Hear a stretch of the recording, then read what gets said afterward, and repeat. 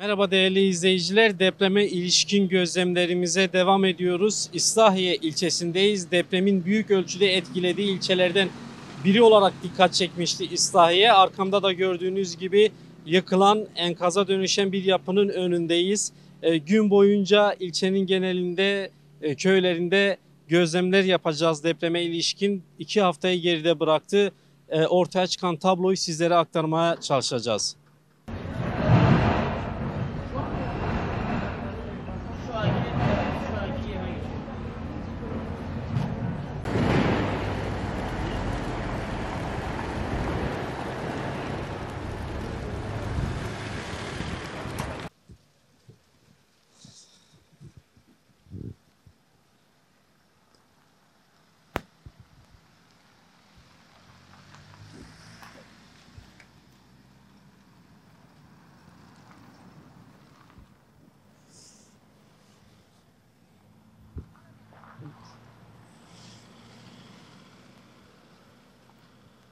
Merhaba abi, geçmiş olsun.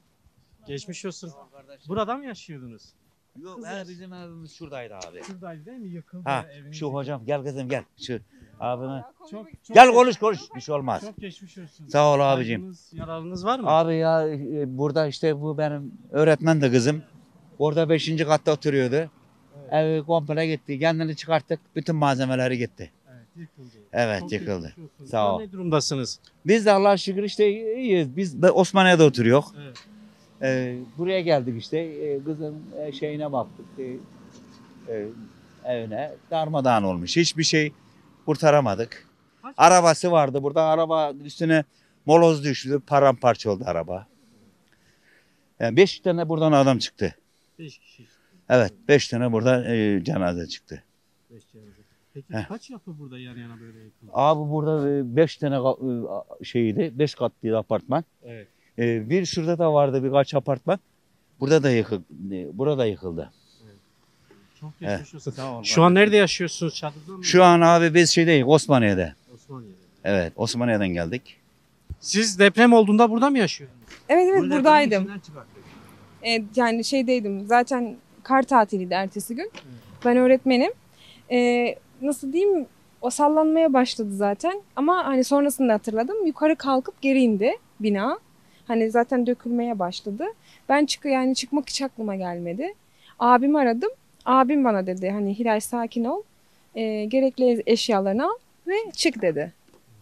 Ve ben hani kendim için işte cüzdanımı üzerime hani montumu alıp aşağıya indim. Aşağıda da aracım vardı. Üzerinde moloz vardı. Onu alıp attım. Aracımı çıkardım. Alt kattaki kalan insanları çıkarmak için ışığa ihtiyaç vardı. Arabayı çevirip ışık tutacaktık. Orada tekrar bir sallantı oldu. Dediler ki hani şey yapalım. Arabayı kenara çekin. Biz de arabayı kenara çektik. Sonra kendi imkanlarımızla 2 kişi kalana kadar çıkardık. O 2 kişi de zaten daha sonraki süreçlerde biri 3 gün sonra biri de 5 gün sonra çıkartıldı. Cenazeleri çıkartıldı. Yani. Komşularınız yaşamını yitirdi. Evet, aynen öyle. Yani Allah kimsenin başına vermesin diyorum. Çok geçmiş olsun. Allah sabır versin. Çok geçmiş olsun. Allah sabır versin size. Sağ ol kardeşim.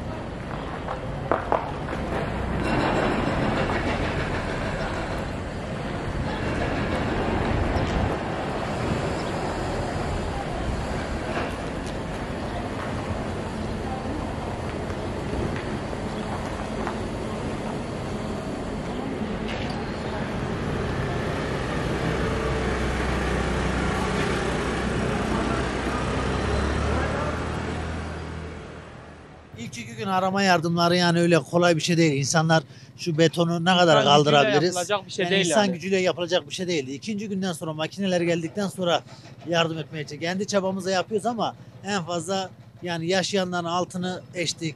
Beton çöktüğü için elle kaldırılacak bir şey değil. Yaşanacak, yaşamak lazım yani bunu.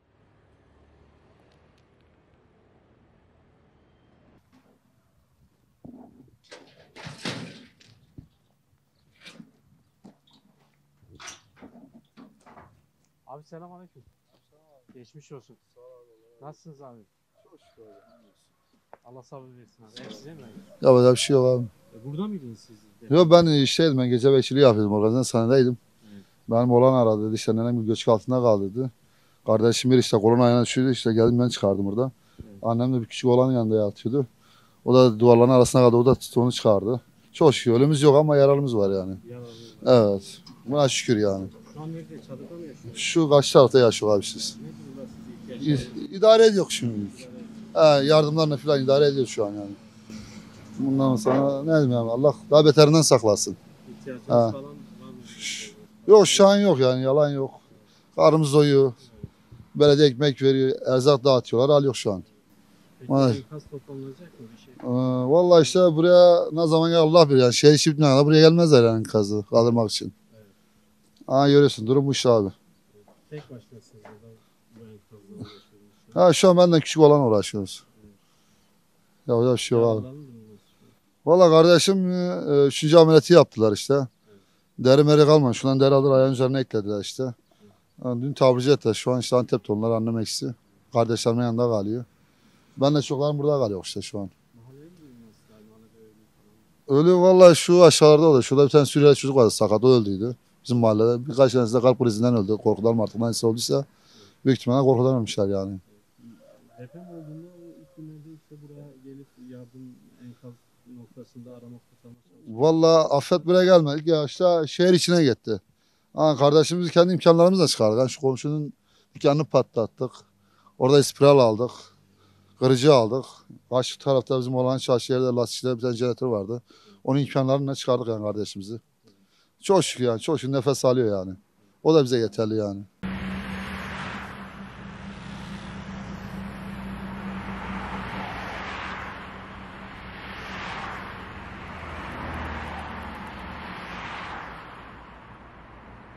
Hiç iyi değiliz inan ki ablam.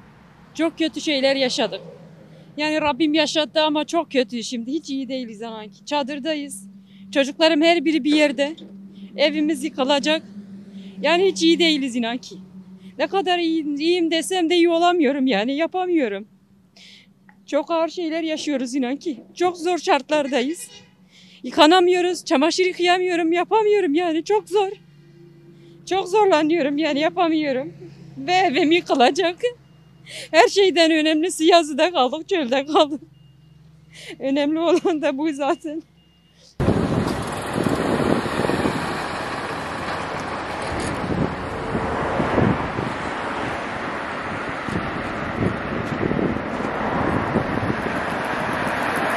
Şu an görüntülerde görüyorsunuz koca bir yapı enkaza dönüşmüş durumda. Kameraman arkadaşımız çekmeye çalışıyor. Büyük bir enkaz söz konusu. Binanın tavanları yatağın üzerine düşmüş durumda. Her yer enkaz. Tabii bu binada da yaşamını yitirenler oldu. Yaralı kurtulanlar oldu. Maalesef evet, burada bir ilk yardım çantası görüyoruz. Arama kurtarma çalışmaları esnasında muhtemelen kullanılmış bir ilk yardım çantası. Belki de deprem öncesi burada yaşayanlardan birinin olası tehlikeler, durumlar, olaylar karşısında kullanmaya hazır tuttuğu valizler görüyoruz. Yataklar görüyoruz enkazlar içinde. Battaniyeler görüyoruz. Gerçekten büyük bir enkaz yığını şu an burası. Tabii enkazın altında cesetler var mı, yaralılar var mı bilmiyoruz. Evet, bir ütü şu an enkazdan kameraman arkadaşım çekiyor. Islahiye'de durum bu. Gittiğimiz her mahallede, her sokakta bu ve benzeri tablolar karşımıza çıkıyor. İlçenin büyük bir kısmı yıkılmış durumda. Tıpkı diğer ilçelerde olduğu gibi 50 bini aşkın bir nüfusu vardı Islahiye'nin. Fakat şu an kentte yaşayanların büyük çoğunluğu deprem sonrası yavaş yavaş ilçeyi, mahallelerini terk etmek zorunda kaldılar. Kalanlar da kendi imkanlarıyla kurdukları çadırlarda, yaşam alanlarında hayatlarını sürdürmeye devam ediyorlar. İhtiyaçlar tabii devam ediyor. Özellikle kış mevsimi olduğu için akşamlar çok soğuk geçiyor. Bu anlamda temel ihtiyaçlardan biri de yakacak, barınacak yer. Gördüğünüz enkazdan geriye kalan bir şey ise, dikkatimizi çeken başka detay ise maalesef bir ceset torbası. Enkazdan birçok ceset çıkarıldı ve ceset torbalarından biri de şu an kameraman arkadaşım sizlere gösteriyor. Maalesef bu da ortaya çıkan tablonun, trajedinin karelerinden biri. Bu büyük enkazın hemen karşısında bir diğer enkaz ise mahallenin camisine ait. Çok ilginç bir görüntü var karşımızda. Caminin kubbesi yerle bir olmuş durumda. Siz de şu an görüyorsunuz, enkaza dönen camide kubbeler göz seviyesine gelmiş durumda. Caminin bütün tavanları, kubbeleri şu an yerle bir olmuş. Bu da bulunduğumuz mahallede dikkat çeken bir diğer detay olarak karşımıza çıktı. Evet, işte caminin deprem sonrası hali bu. Kubbeler yerle bir olmuş. Islahiye'de maalesef tıpkı Nurdağ gibi Dilok'un bir diğer ilçesi olarak enkaza dönmüş durumda.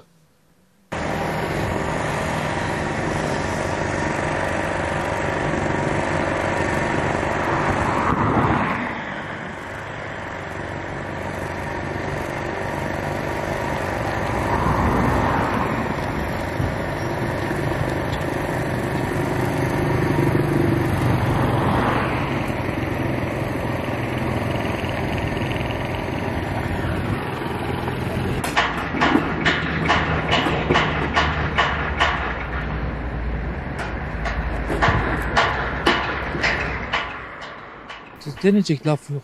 Her şeyimiz, çocukluğumuz gitti, şehrimiz gitti. Anılarımız gitti. Eşyanın çok şeyinde değiliz. Konuşmaya şeyim yok zaten. Ben Antep'te yaşıyorum. Sağlıkçıyım. Annem babam buradaydı. Çok şükür iyiler.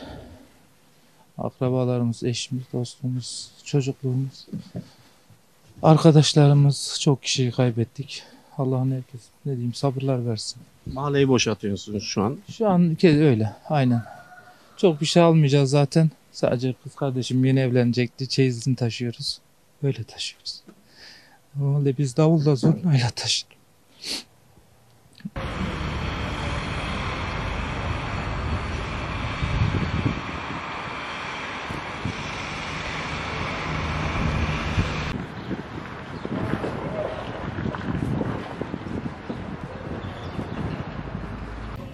Evet değerli izleyiciler, sizin de gördüğünüz gibi Islahiye'de enkaz toplama çalışmaları devam ediyor.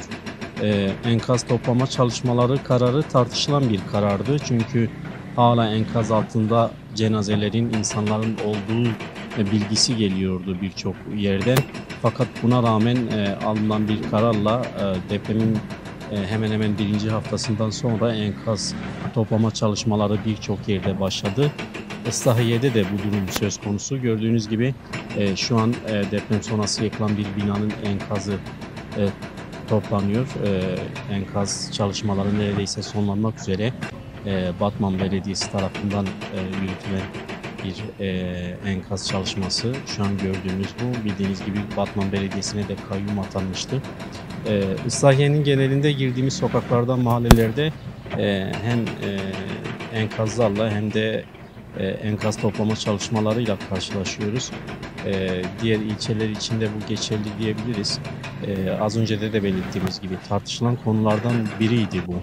Enkazların toplanması için hala erken olduğu, cenazelerin olma ihtimalinin olduğu, sizin de gördüğünüz gibi Islahiye'de enkaz toplama çalışmaları sokak sokak devam ediyor.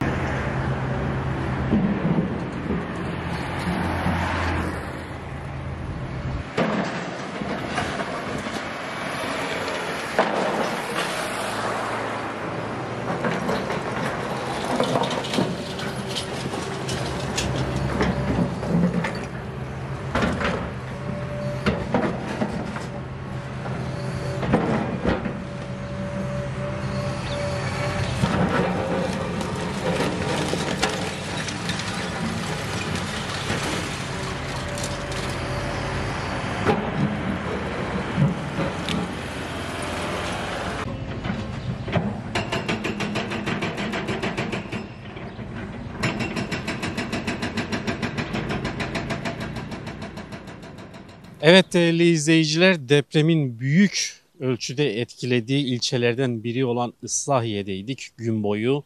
Deprem sonrası ortaya çıkan tabloyu sizlere aktarmaya çalıştık. Depremzedelerin yaşadıklarını, düşündüklerini, taleplerini sizlere anlatmaya çalıştık. Depreme ilişkin gözlemlerimiz devam ediyor. Sizin de gördüğünüz gibi şu an büyük bir enkaz yığınının önündeyiz. Büyük bir binanın tamamı yıkılmış durumda. Yandaki binalar yıkılmış. Bir binada her an yıkılabilir durumda şu an. Gün boyu Islahiye ilçesinde 2 haftayı aşkın bir süredir ortaya çıkan tabloyu gözlemleyip sizlere aktarmaya çalıştık. Depreme ilişkin gözlemlerimiz, aktarımlarımız devam edecek.